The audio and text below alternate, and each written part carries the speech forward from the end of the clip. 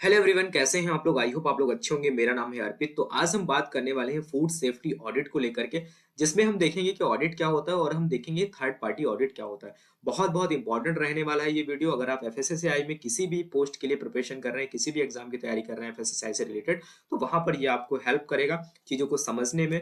तो यहाँ पर हम थोड़ा सा समझेंगे कि ऑडिट के कौन कौन से टाइप होते हैं या फिर कैटेगरी कौन कौन सी होती है। इसके साथ ही साथ अगर आप specially central food safety officer यानी कि सीएफएसओ या फिर आप टेक्निकल ऑफिसर यानी कि टीओ की अगर प्रिपरेशन कर रहे हैं, तो ये आपके लिए बहुत बहुत इंपॉर्टेंट हो जाता है ये वीडियो। तो प्लीज अगर आप इस कॉन्सेप्ट को समझना चाहते हैं तो प्लीज आप इस वीडियो को पूरा देखिएगा, तभी आपको चीजें अच्छे से समझ में आएंगी। ठीक है। तो वीडियो को स्टार्ट करने से पहले एक छोटा सा रिक्वेस्ट है यार, अगर आप चैनल पर नए हो तो प्लीज यार चैनल को सब्सक्राइब कर देना। ऑल नोटिफिकेशन बेल को जरूर ऑन कर देना, जिससे कोई इंपॉर्टेंट नोटिफिकेशन आता है या फिर कोई इंपॉर्टेंट इन्फॉर्मेशन आती है एग्जाम को लेकर के, तो वो आप तक पहुंच पाए। इसके साथ ही साथ आप हमसे इंस्टाग्राम पेज पर जुड़ सकते हो, साथ ही साथ टेलीग्राम पर आप जरूर जुड़ो। वहां पर क्या रहता है, अगर कोई इंपॉर्टेंट इन्फॉर्मेशन आती है तो हम वहां पर शेयर कर देते हैं। वहां पर सिर्फ कुछ इंपॉर्टेंट चीजें होती हैं, वही हम शेयर करते हैं। बाकी आपको कुछ भी देखने को नहीं मिलेगा। इसके साथ ही साथ आप फेसबुक पेज पर भी जुड़ सकते हैं। तो जैसा कि आपने बताया, आज हम पढ़ने वाले हैं ऑडिट के बारे में, जो कि बहुत बहुत इंपॉर्टेंट टॉपिक है आपके सिलेबस का। तो बहुत सारे लोगों के कमेंट्स थे कि हम ऑडिट को लेकर के एक वीडियो लेकर के आए, तो आज हम पढ़ेंगे। स्पेशली जो हमारे सिलेबस में है वो है थर्ड पार्टी ऑडिट। ठीक है। तो ऑडिट और थर्ड पार्टी ऑडिट के बारे में आज हम थोड़ा सा डिटेल में समझेंगे। वीडियो को स्टार्ट करने से पहले एक और इम्पॉर्टेंट इन्फॉर्मेशन है कि जो लोग इम्पॉर्टेंट नोट्स वगैरह लेना चाहते हैं, तो वो आप हमसे आप हमारे व्हाट्सएप नंबर पे कांटेक्ट कर सकते हैं। आप प्लीज आप इस पे व्हाट्सएप करिएगा, शायद आप अगर कॉल करेंगे तो कॉल रिसीव नहीं होगा। तो इसके साथ ही साथ आप हमसे यहाँ पर central food safety officer, technical officer और असिस्टेंट के लिए नोट्स के लिए बात कर सकते हैं। आप हमसे यहाँ पर इंफॉर्मेशन ले सकते हैं, जो कि आपका स्पेशली फंक्शनल नॉलेज के लिए होगा, जिसमें पार्ट ए इंक्लूडेड नहीं होगा। तो जैसा कि हमने बताया, तो आज का जो हमारा वीडियो है वो बहुत इंपॉर्टेंट है। तो आज हम पहले आउटलाइन देख लेते हैं कि आज के इस सेशन में हम क्या क्या चीजें हैं जो डिस्कशन करने वाले हैं। जैसे कि सबसे पहले हम देखेंगे कि व्हाट इज ऑडिट, आखिर ऑडिट होता क्या है। उसके बाद में हम देखेंगे कि टाइप्स ऑफ ऑडिट या फिर ऑडिट को कितनी कैटेगरी में डिवाइड किया गया है। इन सारी चीजों के बारे में आज हम डिस्कशन करेंगे। उसके बाद में बात करते हैं, जो कि हमारे सिलेबस का मेजर पार्ट है, वो है फूड सेफ्टी ऑडिट। तो ऑडिट तो बहुत सारे होते हैं, लेकिन स्पेशली हमें फूड सेफ्टी ऑडिट के बारे में पढ़ना है। तो उसको लेकर के एफएसएसएआई क्या कहता है, तो हम फूड सेफ्टी ऑडिट के बारे में देखेंगे। फिर हम देखेंगे फोर्थ नंबर पे कि ये objective of food safety audit क्या होता है, कि आखिर जो हम फूड सेफ्टी ऑडिट करा रहे हैं उसका क्या ऑब्जेक्टिव है। फिर हम देखेंगे कि जो third party food safety audit क्या होता है, क्योंकि एफएसएसएआई का काम होता है कि किसी वो थर्ड पार्टी को हायर करते हैं for the purpose of audit. तो यहाँ पर हम देखेंगे कि जो थर्ड पार्टी ऑडिट है उसके बारे में देखेंगे। फिर हम देखेंगे कि need of third party audit क्या है, कि आखिर क्या जरूरत है थर्ड पार्टी ऑडिट की। उसके बाद में हम देखेंगे कि duties and function of auditor क्या होता है। अब आपकी जो भी ऑडिटिंग एजेंसी होती है या फिर कोई ऑर्गेनाइजेशन होता है, उसमें एक मेन पर्सन होता है जो होता है ऑडिटर। ऑडिटर का काम क्या होता है, जब ऑडिट होता है तो उस टाइम पे जो मेजर रेस्पॉन्सिबिलिटी जिसकी होती है पूरे ऑडिट को कंडक्ट कराने की, वो होती है ऑडिटर की। तो ऑडिटर के कुछ फंक्शंस होते हैं, कुछ ड्यूटीज होती हैं, जो कि हमारा रेगुलेशन 2018 है।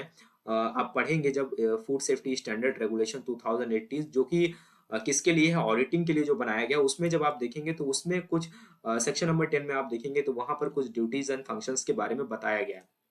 उसके बारे में थोड़ा हम आज देखेंगे। फिर हम देखते हैं कि criteria for recognition of auditing agency and organisation क्या होता है। तो एफएसएसएआई क्या करता है, एफएसएसएआई क्या करता है, रिकॉग्नाइज करता है किसी भी प्राइवेट कंपनी हो सकती है या फिर कोई ऑर्गेनाइजेशन हो सकता है, कोई एजेंसी हो सकती है, जिसका काम क्या होता है ऑडिट करना। तो उसके लिए क्या होता है कि यहाँ पर कुछ क्राइटेरिया रखा गया है कि जो किस क्राइटेरिया के बेसिस पे उसको रिकॉग्नाइज किया जाएगा।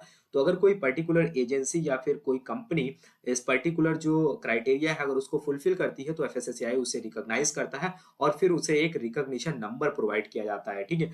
तो उसे हम बोलते हैं क्या, रिकॉग्निशन नंबर बोलते हैं। जिसके जिसका कुछ टाइम पीरियड होता है, यानी कि कुछ टाइम के लिए 3 साल के लिए 4 साल के लिए उसको इशू किया जाता है, जितने टाइम के लिए उस पर्टिकुलर एजेंसी को क्या किया जाता है, रिकॉग्नाइज किया जाता है, किसके लिए, ऑडिट करने के लिए। उसके बाद में लास्ट में हम देखेंगे कि थर्ड पार्टी ऑडिट एजेंसी के बारे में एक एग्जांपल लेंगे, फिर हम वहां पर आपको दिखाएंगे कि ये रिकॉग्निशन नंबर क्या होता है और सारी चीजों के बारे में एक एग्जांपल लेकर के। तो ये सारा आउटलाइन रहने वाला है आज के इस वीडियो में। तो हम कोशिश करेंगे कि आपको पूरा ओवरव्यू जो है ऑडिट से रिलेटेड एफएसएसएआई में, वो सारी इंफॉर्मेशन आपको इस वीडियो में मिल सके। तो थोड़ा सा पेशेंट बनाकर रखिएगा, हो सकता है वीडियो थोड़ा बड़ा हो, लेकिन आपको इन्फॉर्मेशन अगर पूरी चाहिए तो यहाँ पर थोड़ा टाइम आपको देना पड़ेगा। और हम बहुत ज्यादा डिटेल में नहीं जाने वाले हैं, क्योंकि अगर हम बहुत ज़्यादा डिटेल में जाएँगे तो ऑडिट अपने आप में बहुत ब्रॉड एक बहुत बड़ा टॉपिक है, जिसको पॉसिबल नहीं है 1 या 2 वीडियो में फिनिश कर पाना। लेकिन एग्ज़ाम पॉइंट ऑफ व्यू से सारी चीज़ों को आज हम इस वीडियो में देखेंगे, ठीक है? तो एक-एक करके हम डिस्कस करते हैं यहाँ पर। तो सबसे पहले हम बात करते हैं कि आखिर ऑडिट होता क्या है? तो ऑडिट की अगर बात करें, एक ऑफिशियल डेफिनिशन की अगर बात करें तो यहाँ पर देख सकते हैं ऑडिट क्या होता है, is an official inspection of organisations accounts typically by an independent body. तो हम कह सकते हैं कि ये क्या होता है, ये एक इंडिपेंडेंट एग्जामिनेशन होता है किसी भी ऑर्गेनाइजेशन का, ठीक है? तो एक सिंपल लैंग्वेज में हम ये कह सकते हैं कि जो भी अगर कोई ऑर्गेनाइजेशन है या फिर कोई कंपनी है जो भी अपने रिकॉर्ड्स या फिर अकाउंट्स को मेंटेन करती है, वो रूल्स एंड रेगुलेशन से रिलेटेड सारी चीजें उसमें आ जाती हैं। अकाउंट्स से अकाउंट्स में रिकॉर्ड्स भी आ जाते हैं, सारे रिकॉर्ड्स उसमें आ जाते हैं। तो उन सभी का क्या करना, उनका रिकॉर्ड को चेक करना या फिर इंस्पेक्शन करना किसी भी ऑर्गेनाइजेशन का, किसके द्वारा, एक इंडिपेंडेंट बॉडी के द्वारा। तो जो कि एक इंडिपेंडेंट होता है पूरी तरीके से, उसको हम क्या बोलते हैं, ऑडिट बोलते हैं। इसके बाद में एक और डिफिनीशन यहाँ पर निकल के आती है, जैसे कि अगर हम बात करते हैं आईएसओ 9000। आईएसओ 9000 क्या है? आईएसओ 9000 क्वालिटी के बारे में बताता है। जब आप देखेंगे क्वालिटी मैनेजमेंट सिस्टम के बारे में पढ़ेंगे तो आईएसओ 9000 भी एक डिफिनीशन प्रोवाइड करता है। तो उसके अकॉर्डिंग, आईएसओ 9000 के अकॉर्डिंग यहाँ पर डिफाइन किया गया है कि ऑडिट क्या होता है। Audit as a systematic, independent and documented process. तो ये कह रहा है कि ऑडिट जो होता है वो एक सिस्टमैटिक और इंडिपेंडेंट भी होता है, इसके साथ ही साथ एक डॉक्यूमेंटेड प्रोसेस होता है, जिसका काम क्या होता है, for obtaining objective evidence and evaluating it objectively to determine the extent to which the audit criteria are fulfilled, or put simply. यहाँ पे अगर हम सिंपल लैंग्वेज में ये समझे, सबसे पहले आपको ये 3 टर्म्स को याद रखना है कि ऑडिट एक सिस्टमैटिक और इंडिपेंडेंट और एक डॉक्यूमेंटेड प्रोसेस होता है। ये हो सकता है कि आपसे ऑब्जेक्टिव क्वेश्चन में पूछा जा सके, इनमें से आपसे कोई ऑप्शन दिया जाए, ठीक है? या फिर तीनों को दिया जा सकता है। तो इसको आपको याद रखना है कि आईएसओ 9000 के अकॉर्डिंग ऑडिट जो होता है एक systematic, independent and documented process होता है, जिसका काम क्या होता है, obtaining objective evidence and evaluating its objectively to determine the extent to which the audit criteria are fulfilled, और पुट सिंपली कहने का मतलब जिसका मेन पर्पस, जिसका मेन ऑब्जेक्टिव ये होता है किसी भी ऑर्गेनाइजेशन में या किसी भी कंपनी में ऑडिट को कंडक्ट करना, किस किस लिए, कि वहां पर जो भी कंप्लायंस है उनको फुलफिल किया जा रहा है या नहीं किया जा रहा है, इन सारी चीजों को चेक करने के लिए क्या होता है, ऑडिट किया जाता है। उससे हमें ये पता चल जाएगा कि वो ऑर्गेनाइजेशन या फिर वो कंपनी या फिर वो फूड बिजनेस ऑपरेटर जो भी कंप्लायंस है उसको लेकर के वो उसको फुलफिल कर रहा है या नहीं कर रहा है। अब यहाँ पे एक टर्म आता है कंप्लायंस क्या होता है और नॉन कंप्लायंस क्या होता है। कंप्लायंस की अगर हम बात करें तो देखो, एफएसएसएआई का काम क्या है, कुछ रूल्स बनाना। अगर आगे आगे जैसे भी चीजें बढ़ती चली जाएंगी, जब एफएसएसएआई को लगता है कि वहां पर कोई इशू है या फिर उसको सॉल्व करने के लिए कुछ चीजें होनी चाहिए, तो वहां पर वो उसको लेकर के रेगुलेशन बनाते हैं कि किस तरीके से किसी पर्टिकुलर चीज को कैसे कंट्रोल किया जाए। तो यहाँ पर आगे देखा गया कि ऑडिट की जरूरत पड़ी, तो ऑडिट को लेकर के भी 2018 में एक रेगुलेशन बनाया गया, जिसके बिहाफ पे सारा काम आगे अभी तक हो रहा है, ठीक है? तो उसी तरीके से जो सेंट्रल गवर्नमेंट होती है उसको कुछ रूल्स बनाने का अधिकार होता है। जब आप food safety and standard act 2006 पढ़ेंगे तो वहां पर जब आप सेक्शन नंबर 91 पढ़ेंगे तो सेंट्रल गवर्नमेंट को कुछ पावर्स दी गई हैं रूल्स बनाने के लिए। जब आप सेक्शन नंबर 92 पढ़ेंगे तो वहां पर एफएसएसएआई को कुछ पावर्स दी गई है रेगुलेशन बनाने के लिए। दोनों अपने आप में डिफरेंट है, रूल्स एंड रेगुलेशन। तो यहाँ पर उन्हीं रूल्स एंड रेगुलेशन को कंप्लायंस करना होता है किसी भी फूड बिजनेस ऑपरेटर को या फिर किसी भी मैन्युफैक्चरिंग कंपनी को या फिर कोई किसी भी कंपनी को, चाहे वो प्रोडक्ट की मैन्युफैक्चरिंग करती हो चाहे वो सर्विस प्रोवाइड करती हो। तो यहाँ पर दोनों लोगों को क्या करना होता है, कुछ कंप्लायंस होते हैं जिनको करना मैंडेटरी होता है। तो उनको चेक करने के लिए उनका कंप्लायंस हुआ है या फिर वो नॉन कंप्लायंस है, तो इन सारी चीजों को चेक करने के लिए एक प्रोग्राम कंडक्ट कराया जाता है जिसको हम बोल सकते हैं ऑडिट। तो ऑडिट में हम सारा रिकॉर्ड और सारा एक चेकलिस्ट तैयार करते हैं, जिससे हमें ये पता चल जाता है वो कंपनी जो है जिस प्रॉपर मैनर में, जिस जो पैरामीटर सेट किए गए हैं या फिर जो भी रूल्स एंड रेगुलेशन बनाए गए हैं उसके अकॉर्डिंग वो कंपनी प्रॉपर मैनर में काम कर रही है या नहीं कर रही है। तो इन सारी चीजों को चेक करने के लिए एक बेसिक प्रोसेस होता है जिसको हम बोल सकते हैं ऑडिट, ठीक है? तो आई होप अभी आपको ये चीजें समझ में आ गई होंगी। अब हम चलते हैं, देखते हैं कि ऑडिट के टाइप्स कौन कौन से होते हैं। तो यहाँ पर अगर हम बात करें टाइप्स, तो अगर आप ऑडिट को सर्च करोगे कहीं देखोगे तो ऑडिट के बहुत सारे टाइप्स होते हैं। तो डिफरेंट डिफरेंट ऑर्गेनाइजेशन में, जैसे कि हम अभी पढ़ रहे हैं एफएसएसएआई के बारे में, यानी कि टोटली फूड इंडस्ट्री को लेकर के हम बात कर रहे हैं। दूसरी तरफ एक फार्मास्यूटिकल इंडस्ट्री होती है, फिर आप देखेंगे कि एक इलेक्ट्रॉनिक इंडस्ट्री होती है, ठीक है, जहाँ पे लैपटॉप, कंप्यूटर्स, मोबाइल्स वगैरह आ जाते हैं। फिर आप देखेंगे कि एक ऑटोमोबाइल इंडस्ट्री होती है मैकेनिकल सेक्टर में। तो वहाँ पर क्या होते हैं कि ऑडिट, उनके अकॉर्डिंग ऑडिट के जो नाम होते हैं वो अलग-अलग होते हैं। तो डिफरेंट डिफरेंट ऑर्गेनाइजेशन में डिफरेंट डिफरेंट फील्ड में ऑडिट जो होते हैं वो डिफरेंट डिफरेंट टाइप के होते हैं। तो टोटली आप देखेंगे तो 20, 25, 30 टाइप के भी ऑडिट आपको देखने को मिलेंगे। लेकिन अगर हम बात करें कि ऑडिट को मेनली किन कैटेगरीज में डिवाइड किया जाता है, तो अगर हम कैटेगरी की बात करें तो यहाँ पर 3 मेजर कैटेगरी होती है। एक पहला होता है प्रोडक्ट ऑडिट, दूसरा होता है प्रोसेस ऑडिट और तीसरा होता है सिस्टम ऑडिट। यही 3 तरह के मेनली ऑडिट होते हैं। इन्हीं के अंदर डिफरेंट डिफरेंट टाइप के ऑडिट आते हैं। वो वर्किंग के अकॉर्डिंग जैसा जिस टाइप की कंपनी होती है वहां पर उस टाइप के ऑडिट कंडक्ट कराए जाते हैं। तो यहाँ पर आपको बहुत सारे देखने को मिलेंगे, तो उसको लेकर के आपको कंफ्यूज नहीं होना है। मेजर अगर हम बात करते हैं तो 3 तरह के ऑडिट होते हैं, जो 3 कैटेगरी में ऑडिट को डिवाइड किया गया है। एक होता है प्रोडक्ट ऑडिट, दूसरा होता है प्रोसेस ऑडिट और तीसरा होता है सिस्टम ऑडिट। प्रोडक्ट ऑडिट की बात करें तो जो भी कोई प्रोडक्ट है जब उसको डेवलप किया जाता है, उसकी मैन्युफैक्चरिंग करी जाती है, तो वहां पर आप देखेंगे कि जो जो भी स्टेजेस होती हैं जिनको फॉलो करना होता है, ठीक है, तो वहां पर प्रॉपर मैनर में उनको फॉलो किया जा रहा है या नहीं किया जा रहा, उनको चेक करने के लिए एक प्रोडक्ट ऑडिट होता है। फिर प्रोसेस ऑडिट होता है, जैसे कि फूड है, कोई किसी फूड की प्रोसेसिंग की जा रही है, वहां पर उसको प्रॉपर हाइजीन कंडीशन प्रोवाइड की जा रही है नहीं की जा रही, यहाँ या फिर जहाँ पे फूड को स्टोरेज दी जा रही है वहां पर उसको एक तरीके से जो कंटामिनेशन है उससे दूर कर रखा जा रहा है कि नहीं रखा जा रहा है, क्योंकि आप जानते हैं फूड जो होता है वो बहुत ही जल्दी, मतलब माइक्रो ऑर्गेनिज्म का कंटेमिनेशन बहुत जल्दी होता है। तो इन सारी चीजों को चेक करने के लिए जो भी प्रोसेस होते हैं, उस प्रोसेस में जो भी स्टेप होते हैं उनको फॉलो किया जा रहा है या नहीं किया जा रहा है, इन सारी चीजों को चेक करने के लिए प्रोसेस ऑडिट होता है। फिर थर्ड नंबर पे हमारा आता है सिस्टम ऑडिट, ठीक है। तो हमारे सिलेबस में अगर हम बात करें तो वहां पर पूछा गया है थर्ड पार्टी ऑडिट के बारे में। तो थर्ड पार्टी ऑडिट कहाँ पर आता है, वो आता है सिस्टम ऑडिट के अंडर में। अगर हम सिस्टम ऑडिट को अगर हम देखें, आगे फर्दर डिवाइड करते हैं, तो ये दो पार्ट में आपको देखने को मिलेगा। एक इंटरनल ऑडिट होता है, एक होता है एक्सटर्नल ऑडिट। अब एक्सटर्नल ऑडिट जो होता है, इंटरनल ऑडिट जो होता है वो आपको देखने को मिलेगा, उसका एग्जांपल है फर्स्ट पार्टी ऑडिट। फिर अगर हम बात करें एक्सटर्नल ऑडिट, तो एक्सटर्नल ऑडिट का जो अगर हम बात करें एग्जांपल, तो वहां पर आपको देखने को मिलेगा एक सेकंड पार्टी ऑडिट और एक हमें देखने को मिलेगा थर्ड पार्टी ऑडिट। तो हमें जो मेजर फोकस किस पे करना है, थर्ड पार्टी ऑडिट पे करना है, क्योंकि हमारे सिलेबस में वही है। तो यहाँ पर इंपॉर्टेंट हो जाता है हमारे पास थर्ड पार्टी ऑडिट। तो अगर हम देख ले इंटरनल ऑडिट में फर्स्ट पार्टी ऑडिट क्या होता है, देखो फर्स्ट पार्टी ऑडिट का मतलब ये होता है कि कोई भी कंपनी है, ठीक है, चाहे वो मान लेते हैं कि वो कोई बेकरी इंडस्ट्री है, या फिर वो मान लेते हैं किसी फूड की मैन्युफैक्चरिंग करती है, उसमें बिस्किट भी हो सकता है और भी कोई भी चीज भी हो सकती है।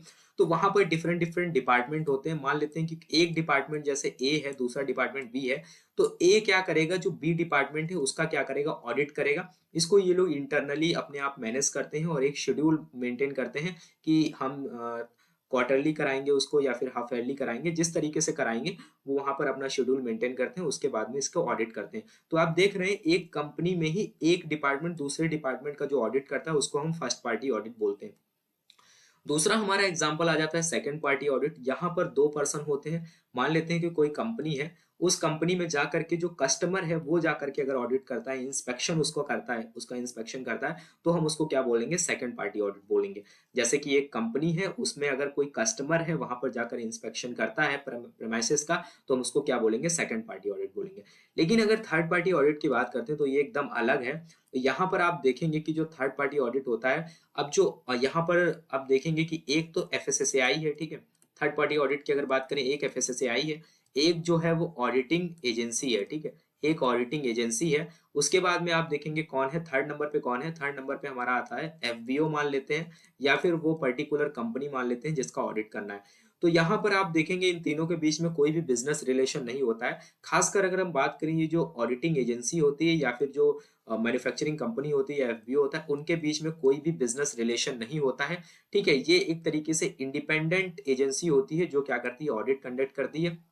और ये किस गाइडलाइंस को फॉलो करती है, जो एफएसएसएआई जो भी गाइडलाइंस इशू करता है उसके अकॉर्डिंग यहाँ पर ऑडिट कंडक्ट कराया जाता है। तो ये एक इंडिपेंडेंट कह सकते हैं, एक इंडिपेंडेंट फूड सेफ्टी ऑडिट होता है, जिसको हम क्या बोलते हैं, थर्ड पार्टी ऑडिट बोलते हैं। तो आई होप अभी आपको ये चीजें समझ में आ गई होंगी, थर्ड पार्टी ऑडिट क्या होता है। अब हम आगे चलते हैं, थोड़ा सा और चीजों को डिटेल में समझते हैं। तो यहाँ पर हम आ जाते हैं। तो सबसे पहले अगर हम एक डिफिनीशन देखते हैं कि what is food safety audit. अब फूड सेफ्टी ऑडिट क्या होता है, तो फूड सेफ्टी ऑडिट की अगर हम बात करते हो तो यहाँ पर देखो लिखा गया है, and audit is a process where an authorised auditor visit a facility to access food safety compliance during the audit. The auditor carries out an inspection of the facility, observes the food handling practices and reviews food safety documentation. ठीक है, simply आपको यहाँ पर सारी चीजें समझ में आ रही होंगी अगर पीछे से आप चीजों को समझ रहे हो तो यहाँ पर ऑडिट क्या है, एक प्रोसेस है जिसमें क्या करते हैं, जो कि ऑथराइज्ड ऑडिटर होता है. ऑथराइज्ड ऑडिटर जो होता है, ऑथराइज्ड ऑडिटर कौन होता है, मतलब जिस पर्टिकुलर कंपनी को या फिर जिस एजेंसी को एफएससीआई क्या करता है, रिकॉग्नाइज करता है, उसमें एक पर्सन होता है जिसको हम ऑडिटर बोलते हैं, जो ऑडिट कंडक्ट करता है. तो जो ऑथराइज्ड ऑडिटर ऑडिटर होता है वो क्या करेगा, विजिट करेगा फैसिलिटी का, उसके साथ ही साथ वहां पर वो क्या करेगा कि चेक करेगा कि जो फूड सेफ्टी कंप्लायंस है उनको फुलफिल किया जा रहा है, नहीं किया जा रहा है. कहने का मतलब है जो भी रूल्स एंड रेगुलेशन है उनको इम्प्लीमेंट किया जा रहा है या नहीं किया जा रहा है, उसे हम कंप्लायंस बोलते हैं. उसके बाद में आती है इंपॉर्टेंट बात, during the audit the auditor क्या करता है, carries out an inspection of the facility, inspection करता है और साथ ही साथ ऑब्जर्व करता है कि जो फूड को हैंडल करने के लिए जो भी प्रैक्टिसेस की जा रही है, यानी कि जो फूड हैंडलिंग प्रैक्टिसेस हैं, एंड उनको रिव्यू करता है. इसके साथ ही साथ क्या करता है, डॉक्यूमेंटेशन करता है. एक चेकलिस्ट होती है, उसको क्या करते हैं, उसमें उसमें सारी चीजें मेंशन होती हैं, फिर वहां पर जो भी स्कोर होता है वो स्कोर को मेंशन कर देते हैं, या फिर चेक करना होता है तो चेक कर देते हैं, जिससे एक फाइनल रिपोर्ट हमारे पास तैयार हो जाती है, जिसको देख करके पता चल जाता है कि जो भी ऑडिट था वो सेटिस्फैक्टरी है या फिर नहीं है, या फिर दोबारा से यहाँ पर कुछ इंप्रूवमेंट नोटिस देना है या नहीं देना है. तो इन सारी चीजों का डिसीजन बाद में लिया जा सकता है उस रिपोर्ट को देख करके. देखते हैं, देखो यहाँ पे सेकंड पॉइंट में बहुत इंपॉर्टेंट बात लिखी हुई है. यहाँ पर एक्चुअल में बताया गया है कि फूड सेफ्टी ऑडिट होता क्या है. तो फूड, अगर हम ऑडिट की बात करें तो डिफरेंट डिफरेंट फील्ड में बहुत सारे ऑडिट होते हैं, लेकिन जब हम फूड सेफ्टी ऑडिट की बात करें और एकदम स्पेसिफिक डिफिनेशन की अगर बात करें, उसके अंडर में क्या क्या चीजें आती हैं तो वो यहाँ पर मेंशन है. तो लिखा हुआ है कि food safety audit means a systematic, ये आपको याद रखना है, and functionally independent examination of sanitary and hygiene compliance as per schedule number 4. तो अगर आपने पिछले वाले वीडियोस में कुछ में देखा होगा कि हमने बात करी थी food safety in standard regulation 2011, जिसमें हमने पढ़ा था लाइसेंसिंग एंड रजिस्ट्रेशन के बारे में. उस वाले रेगुलेशन में जब हमने पढ़ा था लाइसेंसिंग एंड रजिस्ट्रेशन के बारे में, तो वहां पर हमने शेड्यूल नंबर 4 के बारे में थोड़ी बात करी थी. तो शेड्यूल नंबर 4 एक ऐसा, मतलब एक शेड्यूल है, अगर हम बात करें, जो स्पेशली सैनिटरी प्रैक्टिसेस और हाइजीन कंप्लायंस के बारे में बताता है. किसी भी फूड बिजनेस ऑपरेटर को, किसी भी मैन्युफैक्चरिंग इंडस्ट्री को, अगर वो फूड का बिजनेस करती है या फिर फूड को मैन्युफैक्चर करती है, तो उसे शेड्यूल नंबर 4 में जो भी बातें लिखी गई हैं सैनिटरी प्रैक्टिसेस को लेकर के, उसे फुलफिल करना मैंडेटरी हो जाता है. अगर कोई भी फूड बिजनेस ऑपरेटर उसको फुलफिल नहीं करता है तो वहां पर जो फूड सेफ्टी ऑफिसर होता है, एफएसओ जो होता है, वहां पर क्या कर सकता है, पेनाल्टी लगा सकता है. तो अगर आपने चीजों को अच्छे से पढ़ा है तो प्लीज कमेंट करके ये बताना कि फूड बिजनेस ऑपरेटर जो होता है उसके ऊपर फूड सेफ्टी ऑफिसर कितना पेनाल्टी लगा सकता है अगर कोई इस क्राइटेरिया को फुलफिल नहीं करता है. उसके बाद में देखो यहाँ पर लिखा हुआ है कि food safety measures based on HACCP. तो एचएसीसीपी के अकॉर्डिंग जो भी फूड सेफ्टी मेजर्स हैं उनका कंप्लायंस किया जा रहा है या नहीं किया जा रहा है, एंड अदर जो स्टैंडर्ड्स हैं उसके अकॉर्डिंग चीजों को किया जा रहा है या नहीं किया जा रहा है. तो ये सारी चीजें अगर किसी भी फूड बिजनेस ऑपरेटर के द्वारा फुलफिल नहीं की जा रही है, ठीक है, तो वहां पर क्या होगा, पेनाल्टी भी लगाई जा सकती है या फिर इंप्रूवमेंट नोटिस दिया जा सकता है. तो इन सारी चीजों को देखो चेक करने के लिए क्या होता है, ऑडिट होता है. हमें कैसे पता चलेगा, हमने बहुत सारी चीजें बन लिया, हमने पेनाल्टीज बना दी हैं. हमने, आपने देखा कि अगर कोई food business operator without licence business करता है तो उसके ऊपर पेनाल्टी 5 लाख रुपीज लगती है. इस तरीके से डिफरेंट डिफरेंट, अगर कोई कुछ गलत चीज करता है या फिर गलत तरीके से बिजनेस करता है तो वहां पर बहुत सारी पेनाल्टीज हैं. लेकिन हमें ये पता कैसे चलेगा, इनको पता करने के लिए हमें ऑडिट करना पड़ेगा. जब हम ऑडिट करेंगे तभी हमें एक्चुअल डेटा पता चलेगा, फिर उसके बिहाफ पे हम एक्शन ले सकते हैं. ठीक है, तो ये ऑडिट जो है वो बहुत इंपॉर्टेंट हो जाता है किसी भी कंपनी की ग्रोथ के लिए या फिर किसी भी फूड मैन्युफैक्चरिंग इंडस्ट्री के लिए. ठीक है, तो आई होप आपको ये चीज अभी समझ में आ गई होगी. उसके बाद में हम यहाँ पे बात करते हैं, अगर ऑफिशियल बात करें यहाँ पर, कि जो objective of food safety audit क्या होता है. जैसे कि हमने बहुत सारी चीजें पढ़ी, लेकिन अब यहाँ पर अगर पढ़ के देखते हैं कि एक तरीके से अगर आपको कहीं पे लिखना हो तो आप क्या लिखोगे. तो अगर ऑब्जेक्टिव की बात करें तो सबसे पहला क्या है, एक तो हो जाता है strengthen food safety surveillance system. तो इसका मतलब यहाँ पर ये है, सर्विलांस सिस्टम का मतलब क्या है कि मान लेते हैं फूड अथॉरिटी यानी कि एफएसएसएआई का काम क्या है, पूरे ऑल ओवर इंडिया में फूड सिस्टम को क्या करना, रेगुलेट करना. लेकिन इन चीज़ों को आसान नहीं होता इतना करना, इसके लिए एक चेन डेवलप करनी पड़ती है, एक इकोसिस्टम डेवलप करना होता है। तो उसी को मजबूत करने के लिए यहाँ पर क्या है कि सर्विलांस सिस्टम को और ज़्यादा मजबूत करने के लिए फूड सेफ्टी ऑडिट को कराया जाता है, ठीक है? इसके साथ ही साथ सेकंड पॉइंट में लिखा है reduce the regulatory food safety inspection conduct by central and state licensing authority. तो जो सेंट्रल यानी कि एफएसएसएआई, स्टेट फूड अथॉरिटी यानी कि स्टेट फूड अथॉरिटी, तो उनका काम क्या होता है? उनका काम भी होता है कि वो फूड सेफ्टी इंस्पेक्शन कंडक्ट कराते हैं। लेकिन जब फूड सेफ्टी ऑडिट की वजह से क्या होता है, इसको रिड्यूस किया जा सकता है और बहुत ज़्यादा टाइम को भी सेव किया जा सकता है, जो वर्कलोड आता है उसको भी कम किया जा सकता है, ठीक है? उसके बाद में क्या है, इनकरेज सेल्फ कंप्लायंस। तो सेल्फ कंप्लायंस को और ज़्यादा बढ़ाया जा सकता है, ठीक है?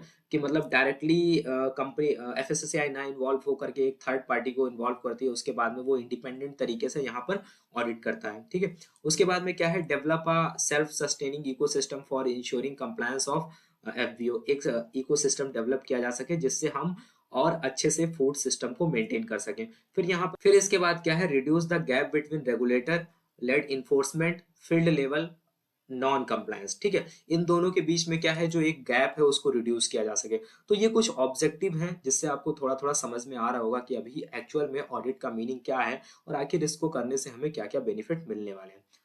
अब हम बात करते हैं एक्चुअल में थर्ड पार्टी ऑडिट होता क्या है और ये थर्ड पार्टी ऑडिट का कॉन्सेप्ट कहाँ से। तो देखो यहाँ पर लिखा हुआ है कि strengthen the food safety surveillance system, FSSAI has envisaged audit of food business operator through private auditing agency. तो कहने का मतलब यहाँ पर यही है कि जो फूड सेफ्टी का सर्विलांस सिस्टम है, यानी कि फूड सेफ्टी को मॉनिटर करने के लिए जो सिस्टम बनाया उसको और ज्यादा मजबूत किया जा सके। इस वजह से एफएसएसएआई ने क्या किया है, ये एक कॉन्सेप्ट लेकर के आए हैं जिससे वो क्या करेंगे कि जो भी फूड बिजनेस ऑपरेटर है उसकी ऑडिटिंग कराएंगे। और किसके द्वारा कराया जाएगा, ये एक प्राइवेट ऑडिटिंग एजेंसी के द्वारा कराया जाएगा, ठीक है? उसके बाद में यहाँ पर इंपॉर्टेंट बात ये लिखी हुई है, a draft food safety and standard food safety auditing regulation 2017 has been prepared for the same. तो 2017 में इसको लेकर के एक ड्राफ्ट जो है उसको प्रिपेयर किया गया था, उसके बाद में इसको रेगुलेशंस को लेकर के आया गया था, ठीक है? तो सेम चीजें वही लिखी थी थर्ड पार्टी ऑडिट के बारे में इस रेगुलेशन में। उसके बाद में यहाँ पे लिखा हुआ, in accordance with the draft regulation FSSAI now started the procedure to recognize auditing agency to create a pool of recognized auditing agency। तो उसी ड्राफ्ट के बिहाफ पे, उसी ड्राफ्ट में जो चीजें लिखी गई हैं उसी के अकॉर्डिंग एफएसएसएआई क्या कर रहा है, एफएसएसएआई ने स्टार्ट कर दिया है कि वो क्या करते हैं कि थर्ड पार्टी ऑडिट को क्या करते हैं, हायर करते हैं, एक तरीके से उनको रिकॉग्नाइज करते हैं। वो कोई एजेंसी हो सकती है, वो कोई प्राइवेट कंपनी भी हो सकती है, ठीक है? उसके रिकॉग्निशन के लिए एक प्रॉपर प्रोसेस होता है जिसके बारे में हम आगे देखेंगे। उसके बाद में देखो लास्ट पॉइंट पे लिखा हुआ है, the food authority shall from time to time specify the category of food businesses which shall be liable for mandatory audit। तो एफएसएसएआई क्या करता है, एफएसएसएआई इसको लेकर के भी क्या करते हैं, रेगुलेशंस लेकर के आते हैं या फिर कुछ नोटिफिकेशंस निकालते हैं कि जो भी फूड है उन फूड की कैटेगरी को स्पेसिफाई करते हैं और उसमें ये भी मेंशन होता है कि इनका ऑडिट कराना मैंडेटरी है या फिर साल में कितनी बार ऑडिट कराना मैंडेटरी है। तो जो भी फूड बिजनेस ऑपरेटर है उसी के बिहाफ पे उनको क्या करना होता है, ऑडिट कराना होता है। तो आई होप आपको ये सारी चीजें जो है वो समझ में आ रही है। और थर्ड पार्टी ऑडिट क्या है, एक इंडिपेंडेंट एक एजेंसी होती है या फिर कोई प्राइवेट कंपनी होती है जिसको एफएसएसएआई क्या करता है, हायर करता है। फिर उसके बाद में उसे क्या करता है, एक रिकॉग्निशन नंबर प्रोवाइड किया जाता है, जस्ट हम कह सकते हैं कि इसका एक लाइसेंस प्रोवाइड किया जाता है जिसके बिहाफ पे वो ऑडिट कर सकता है। आई होप आपको ये सारी चीजें भी समझ में आ रही होंगी। उसके बाद में हम बात करते हैं कि आखिर जरूरत क्या पड़ी। तो पीछे जो चीजें हमने पढ़ी वही यहाँ पर भी आपको देखने को मिलेंगी। जो फूड सेफ्टी का सर्विलांस सिस्टम है उसको पूरे कंट्री में एक तरीके से मजबूत करने के लिए इसकी जरूरत पड़ती है। और पीछे भी हमने देखा जो ऑब्जेक्टिव था वही इसका नीड है, एक तरीके से हम कह सकते हैं, ठीक है? तो आगे अगर हम पढ़ते हैं तो आगे हम सब बहुत इंपॉर्टेंट बात निकल के आती है, duties and function of auditor. तो जो ऑडिटर होता है वो कौन होता है, जैसे मान लेते हैं पिछले कुछ स्लाइड में हमने बात भी करी कि जो भी कंपनी होती है, जो भी कंपनी या फिर जो भी एजेंसी होती है या फिर जो ऑडिटिंग एजेंसी होती है, उसमें एक हम कह सकते हैं एक ऑथराइज्ड ऑफिसर होता है जिसका काम होता है इस पूरे ऑडिट को कंडक्ट कराना और सारी रिस्पॉन्सिबिलिटी जो होती है वो उसी की होती है। तो उसे हम क्या बोलते हैं, ऑडिटर बोलते हैं। तो यहाँ पर लिखा गया द ऑडिटर की क्या क्या ड्यूटीज होती हैं या फिर क्या क्या फंक्शंस होते हैं। तो यहाँ पर देखो लिखा गया, the auditor shall perform the following duties lays down in the section 10 of the food safety and standard regulation 2018। जो भी एक रेगुलेशन है 2018 में जो एफएसएसएआई ने जिसे बनाया था, जिसमें फूड सेफ्टी ऑडिटिंग के बारे में बताया गया था, तो उसको जब आप पढ़ेंगे तो वहां पर सेक्शन नंबर 10 में जो है इसकी ड्यूटीज और फंक्शंस के बारे में बताया गया। तो यहाँ पर लिखा हुआ है conduct food safety audit of food business operator. एक तो इसका इंपॉर्टेंट काम यही होगा कि वो कंडक्ट करेगा फूड सेफ्टी ऑडिट को फूड बिजनेस ऑपरेटर के लिए। उसके साथ ही साथ क्या करना है, वेरीफाई करना है, verify the compliance by the food business operator of the provisional of the act and the rules and regulation made thereunder. Simple कहने का मतलब यही है कि जो फूड बिजनेस ऑपरेटर है, जो भी रूल्स एंड रेगुलेशन एफएससीआई के द्वारा दिए गए हैं, जो भी गाइडलाइंस एफएससीआई के द्वारा नोटिफाई करी गई हैं, जो भी इंस्ट्रक्शंस दिए गए हैं, उसके अकॉर्डिंग कोई फूड बिजनेस ऑपरेटर जो भी फूड की मैन्युफैक्चरिंग कर रहा है या फिर स्टोरेज कर रहा है, उसको कर रहा है या नहीं कर रहा है, तो उसको वेरीफाई करेगा, वेरीफाई कंप्लायंसेस। उन कंप्लायंस को वेरीफाई कौन करेगा, ऑडिटर करेगा। ऑडिटर का ही लास्ट में एक साइन भी होता है, वही इन सारी चीजों को वेरीफाई करता है। फिर बात करते हैं कि conduct pre commissioning inspection of newly establish food business unit as the when directed by the food authority. ठीक है, तो यहाँ पर एक इंपॉर्टेंट बात ये भी है कि मान लेते हैं कि कोई फूड बिजनेस है या फिर कोई यूनिट है, कोई कंपनी है, जब उसको सेटअप किया जाता है, तो जैसे मान लेते हैं कोई न्यूली सेटअप होती है, अभी वो प्रॉपर तरीके से वर्किंग में नहीं है। ठीक है, पूरी तरीके से अभी उसने ना अपना प्रोडक्शन स्टार्ट किया है, तो एक उसको हम क्या बोल सकते हैं, उसको हम बोल सकते हैं प्री कमिश्निंग इंस्पेक्शन। तो उसको भी कौन करता है, उसको भी ऑडिटर करता है। और इसके लिए गाइडलाइंस कौन इशू करता है, फूड अथॉरिटी इशू करती है। फूड अथॉरिटी जो भी डायरेक्शन प्रोवाइड कर देगी, उसके अकॉर्डिंग ये क्या करेगा, ऑडिट को कंडक्ट करेगा। उसके बाद में यहाँ पर ये है कि maintain confidentiality in respect of commercial in confidence material. यहाँ पर यही है कि मतलब जो भी डेटा होता है, जो भी इंपॉर्टेंट इंफॉर्मेशन होती है, उसको एक तरीके से इधर उधर शेयर ना किया जाए। जो भी फूड बिजनेस ऑपरेटर है उसके बीच में रखा जाए और ऑडिटर के बीच में रखा जाए। इसके साथ ही साथ ज्यादा से ज्यादा जो फूड अथॉरिटी होती है उसको रिपोर्ट शेयर करी जाए। इसके अलावा किसी के साथ में भी कोई डेटा शेयर ना किया जाए। तो इसी को बोलते हैं maintain confidentiality in respect of commercial in confidence material. ठीक है, तो आई होप अभी आपको ये चीजें भी समझ में आ गई होंगी।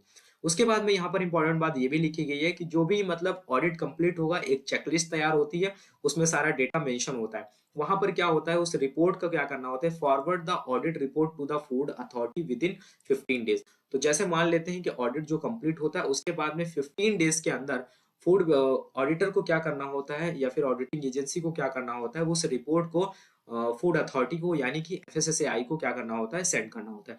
इसके साथ ही साथ इमीडिएटली उस रिपोर्ट को फूड बिजनेस ऑपरेटर को भी देना होता है, किसको, ऑडिटर को।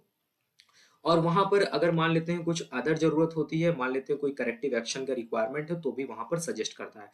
दूसरे पॉइंट में देखो यहाँ पर ये लिखा हुआ है कि जो carry out necessary follow up action, और इसके साथ ही साथ including further audits to verify if any corrective action has taken to remove any deficiency of such safety programme identified during the audit. मान लेते हैं कि कोई ऑडिटिंग एजेंसी या फिर ऑडिटर है, जब वो ऑडिट करता है तो वहां पर उसे कुछ इश्यूज मिलते हैं, कुछ डिफिशियंसी देखने को मिलती है, तो उनको इम्प्रूव करने के लिए कोई वो सजेशन प्रोवाइड करता है या फिर इम्प्रूवमेंट प्रोवाइड करता है, इम्प्रूवमेंट करने के लिए कोई सजेशन देता है। तो उसके बाद में उसको फॉलो अप भी लेना होता है, चेक भी करना होता है, वेरीफाई करना होता है कि कोई करेक्टिव एक्शन लिया गया नहीं लिया गया उस डिफिशियंसी को रिमूव करने के लिए।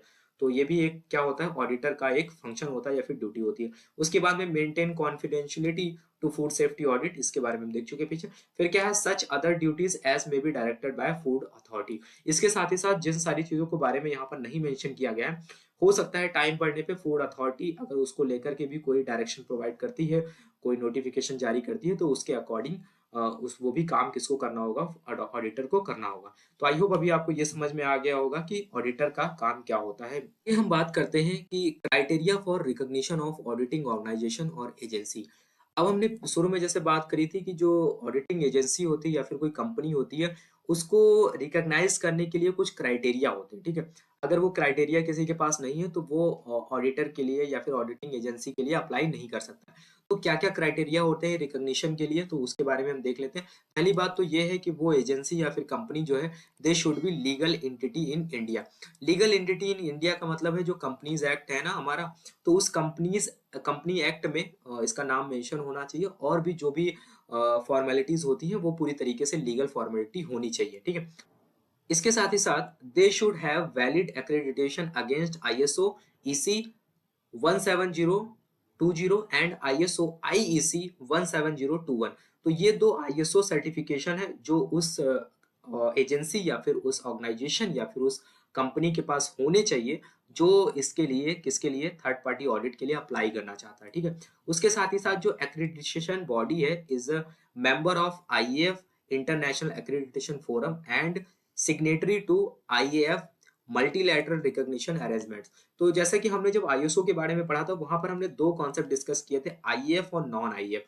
तो जिस भी बॉडी से जो आपको एक्रेडिटेशन प्रोवाइड करा रही है वो आईएएफ में लिस्टेड होना चाहिए, आईएएफ का मेंबर होना चाहिए। तभी जैसे कि वहां पर भी हमने देखा था, अगर आपको गवर्नमेंट से रिलेटेड कोई टेंडर के लिए अप्लाई करना है, को मान लेते सपोज दैट आप कोई कंपनी हो और गवर्नमेंट कोई टेंडर निकालती है, तो वहां पर अगर आपके पास आईएसओ सर्टिफिकेट है और आपके पास नॉन आईएएफ सर्टिफिकेट है तो आप वहां पर टेंडर के लिए अप्लाई नहीं कर सकते हो। कोई भी मतलब ऑफिशियल वर्क अगर आप करना चाहते हो गवर्नमेंट का तो आप नहीं कर सकते हो, तो उसका चार्ज आपको नहीं दिया जाएगा। तो यहाँ पर इंपॉर्टेंट बात ये होती है कि आप जो भी है आपके पास आईएसओ सर्टिफिकेट जो है वो आईएएफ आईएसओ सर्टिफिकेट होना चाहिए। उसके बाद में यहाँ पर ये भी है, should have a minimum of 3 qualified auditor. उस ऑर्गेनाइजेशन के पास मिनिमम 3 क्वालिफाइड ऑडिटर होने चाहिए। 3 से ज्यादा होंगे चलेंगे बट 3 से कम नहीं होने चाहिए। उसके बाद में क्या है, it is desirable to have indemnity insurance, ठीक है। तो इंडेमनिटी इंश्योरेंस क्या होता है, उसके एक क्षतिपूर्ति का एक बीमा, एक इंश्योरेंस टाइप का होना होता है, वो भी उसके पास होना चाहिए।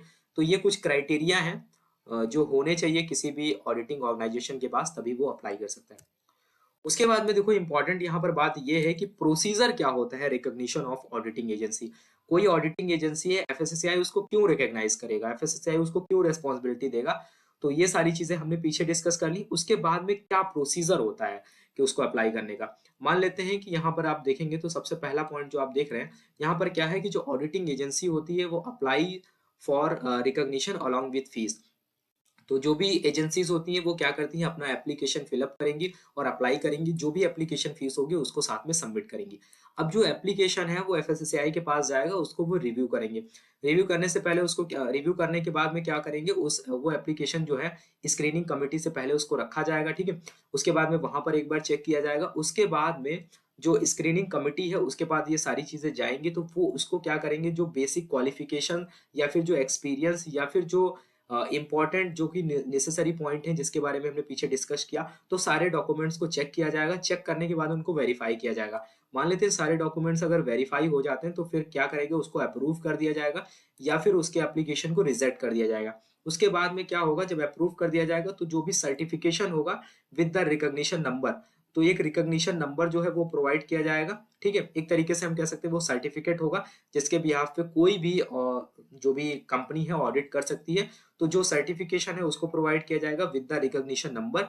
उसको बाद में क्या करेगा, जो भी ऑडिटिंग एजेंसी है वो वेबसाइट से जाकर के उसको डाउनलोड कर सकते हैं। उसके बाद में क्या है, FVO choose the auditor as per there business requirement. तो जो ऑडिटर होते हैं ना उसमें सारे ही ऑडिटर का मतलब एक स्पेसिफिक एरिया होता है, कोई किसी फूड बिजनेस में होता है, कोई किसी फूड सेक्टर में ऑडिट करता है। तो जो फूड बिजनेस ऑपरेटर होता है वो अपने अकॉर्डिंग ऑडिटिंग एजेंसी को सेलेक्ट कर सकता है। ये सारा डेटा आपको वेबसाइट पे देखने को मिल जाएगा। एफएसएससीआई की वेबसाइट पे ही सारा डेटा आपको लिस्टेड मिलेगा। तो फूड बिजनेस ऑपरेटर अपने अकॉर्डिंग, अपने फूड बिजनेस के अकॉर्डिंग, जो जिस टाइप का उसका फूड बिजनेस है उसके अकॉर्डिंग वो ऑडिटिंग एजेंसी को सेलेक्ट कर सकता है, ठीक है। अब हम लास्ट में बात करते हैं, जैसे कि हमने बताया था कि हम लास्ट में देखेंगे एक इम्पॉर्टेंट चीज, इम्पॉर्टेंट बात है, हम ये देखेंगे कि जो थर्ड पार्टी ऑडिट एजेंसी है उसमें क्या क्या इंपॉर्टेंट चीजें होती हैं। जैसे कि आपके सामने एक डेटा है, ठीक है, एक ऑडिटिंग एजेंसी का डेटा है। सबसे पहले वाले जो आप देख रहे हैं इस वाले कॉलम में लिखा हुआ है name of agency and contact detail, ठीक है, यानी कि जो ऑडिटिंग एजेंसी है उसका नेम लिखा हुआ है, वो कोई ऑर्गेनाइजेशन है या फिर कंपनी है। उसके बाद में एक रिकॉग्निशन नंबर है जो एफएससीआई प्रोवाइड करता है। उसके बाद में देखो यहाँ पर डेट ऑफ रिकॉग्निशन है and validity. Date of recognition लिखी हुई है, उसके बाद में उसकी वैलिडिटी क्या है, कब तक के लिए वो वैलिड है। उसके बाद में स्कोप ऑफ ऑडिटिंग, उसका पर्टिकुलर एक एरिया है, वो किस किस फील्ड में ऑडिट कर सकते हैं। इसके साथ में जियोग्राफिकल एरिया है, मतलब उसका कितना एरिया है ऑल ओवर इंडिया में जहां जहां वो ऑडिट कर सकते हैं, ठीक है। तो यहाँ पर एक कंपनी है जिसका नाम है One Cert International Private Limited, ये उसका कॉन्टेक्ट पर्सन का नेम है। इसके साथ ही साथ यहाँ पर ये एड्रेस लिखा हुआ है। इसके बाद में आप देखेंगे कि ये रिकॉग्निशन नंबर लिखा हुआ है जो कि एक तरीके से लाइसेंस नंबर जिस तरीके का होता है वो रिकॉग्निशन नंबर है। फिर आप देखेंगे यहाँ पर क्या है, वैलिडिटी लिखी हुई है। तो 2024 तक जो है ये कंपनी क्या कर सकती है, ऑडिट कर सकती है। 2024 तक इसको अप्रूवल दिया गया है। उसके बाद में देखो यहाँ पर स्कोप ऑफ ऑडिटिंग लिखा हुआ है, यानी कि food processing, dairy other sectors storage और कोल्ड स्टोरेज, फूड ट्रांसपोर्ट। तो आप देखेंगे कि हर हर लेवल पे आपको ऑडिटिंग देखने को मिलेगी। तो ट्रांसपोर्ट पे भी देखने को मिलेगा। तो वहां पर आप देखेंगे डिफरेंट डिफरेंट प्लेसेस पे डिफरेंट डिफरेंट टाइप की आपको ऑडिटिंग एजेंसी देखने को मिलेंगी। तो यहाँ पर ये जो ऑडिटिंग एजेंसी है इसका एक एरिया लिखा गया है, किस किस सेक्टर में ये क्या कर सकता है, किस किस डिपार्टमेंट में या फिर किस किस सेक्टर में ऑडिट कर सकता है, ठीक है। उसके बाद में यहाँ पर लोकेशन की बात करें तो ऑल ओवर इंडिया में ये वैलिड है। इसके साथ ही साथ आप डिफरेंट डिफरेंट टाइप की बहुत सारी कंपनीज या फिर थर्ड पार्टी ऑडिट के बारे में पढ़ेंगे। तो किसी का 4 से 5 स्टेट में वैलिड होता है, किसी का 6 स्टेट में वैलिड होता है। तो जैसे कि ये ऑल ओवर इंडिया में, तो सभी का ऑल ओवर इंडिया में नहीं होता है। तो उसकी बेसिक क्वालिफिकेशंस को चेक करती है सेंट्रल गवर्नमेंट, यानी कि एफएसएसएआई चेक करता है। उसके अकॉर्डिंग उसको जो है वो वर्क प्रोवाइड किया जाता है। तो आई होप आपको ये वीडियो जो है काफी हेल्पफुल लगा होगा। आज आपने बहुत ज्यादा चीजों को समझा होगा। अब यहाँ से क्या होगा कि अगर आप और डिटेल में समझना चाहते हैं तो बहुत सारे पीडीएफ जो है आपको वेबसाइट पे मिल जाएंगे, एफएसएसआई की वेबसाइट में मिल जाएंगे। तो अगर आप अब उनको पढ़ोगे तो आई होप आपको चीजें समझ में आएंगी, क्योंकि डेटा तो अवेलेबल है लेकिन थोड़ा सा उसको समझने में जो प्रॉब्लम होती है। तो आई होप आपको यहाँ से बहुत ज्यादा हेल्प मिलने वाली है।